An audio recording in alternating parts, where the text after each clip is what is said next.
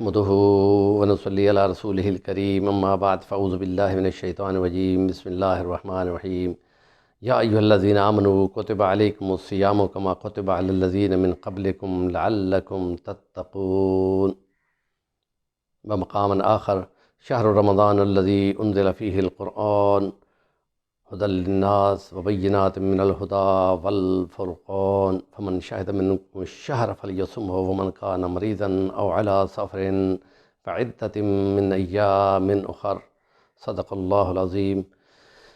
آج کے اس ولاگ میں رمضان المبارک کی آمد ہے، اور اس میں رمضان شریف کو جس کو رمضان کہا گیا ہے، رمضان کے معنی جلا دینا، اور شہر رمضان الذی انزل فیہ القرآن فمن شہد منکم الشہر فلیصمہ، وہ صوم کرے، صام یصوم، صوم ہوتا ہے روزہ رکھنا، رک جانا۔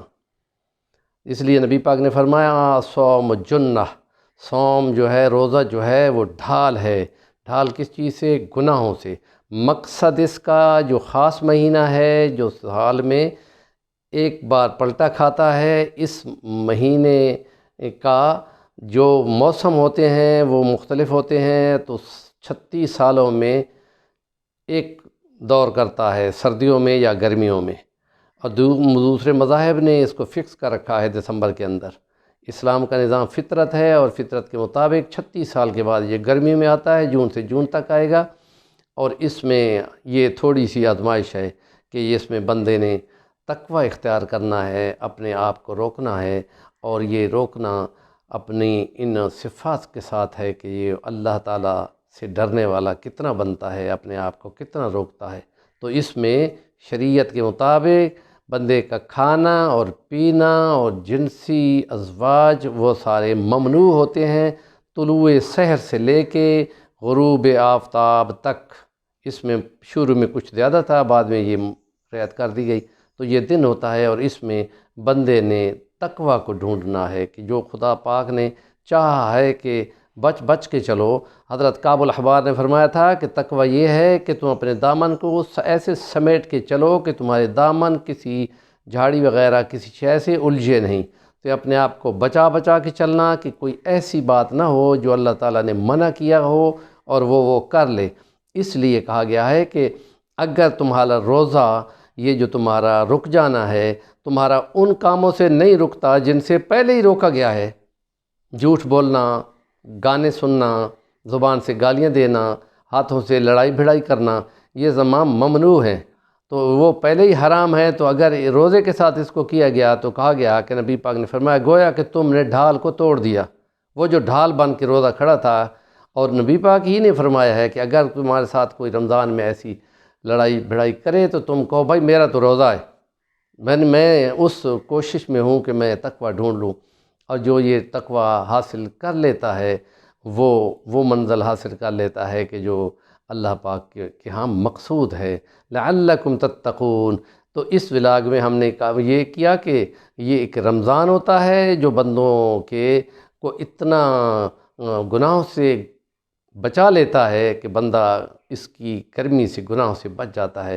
اور یہ صوم یصوم، صوم روزہ رکھنا ہوتا ہے ایک خاص ٹائم میں، اس میں کھانا پینا منع ہوتا ہے، اور اس لیے ہے کہ تاکہ بندہ اس سے تربیت حاصل کر لے کہ جن چیزوں کو اللہ نے حلال تو کیا ہوا ہے لیکن روک دیا ہے، اب تم بھی اس سے رک جاؤ۔ تو پانی کوئی دیکھنے والا نہ ہو، لیکن پانی اب تم نہیں پی سکتے، شربت تم نہیں پی سکتے، کوئی بھی نہیں دیکھنے والا، خدا تو دیکھنے والا ہے۔ یہ تقوی کی تربیت کی جا رہی ہے، اور اس لیے اس کو کہا کہ لعلکم تتقون، تقوی تم کو آ جائے گا۔ اس کی کوشش میں زیادہ تر بندے کی یا زبان استعمال ہوتی ہے، یا بندے کے کان استعمال ہوتے ہیں، یا بندے کی آنکھیں استعمال ہوتی ہیں۔ زیادہ تر معاشرت میں جو کہ بے پردگی ہے، تو اس میں آنکھوں کی خیانت جو ہے، جس کو خدا کہتا ہے یعلم خائنۃ الاعین، اور وما تخفی الصدور، دل کے اندر جو خیال آتے ہیں وہ بھی صاف رکھنے چاہیے کہ خدا جانتا ہے۔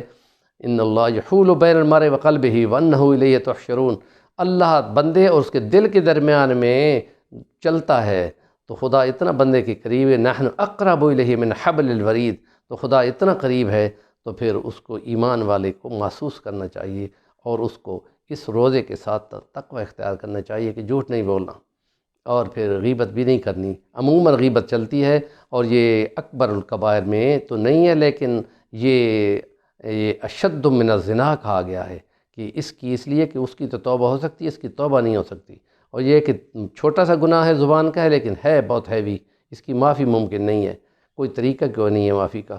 تو اس لیے پرہیز کرنی چاہیے، روزے کو بچانا چاہیے، اور اس میں کمی بیشی اگر ہو جائے تو اس کی کوشش کرنے کا نام یہ تقویٰ ہے۔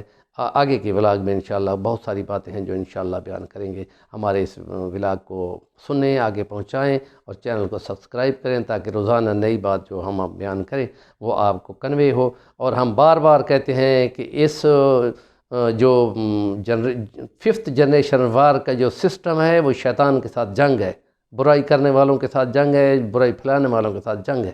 تو اس میں حصے دار بنو، اور اس میں کسی غلط بات کو، جھوٹے پروپیگنڈے کو بھی آگے کنوے نہ کرو جب تک کہ کنفرم ہو جائے، منہ سے نہیں نکالنی، کیونکہ کاندھوں کے فرشتے لکھ رہے ہیں۔ یہ بھی تقویٰ کی تربیت میں سے ہے۔ وآخر دعوانا الحمدللہ رب العالمین۔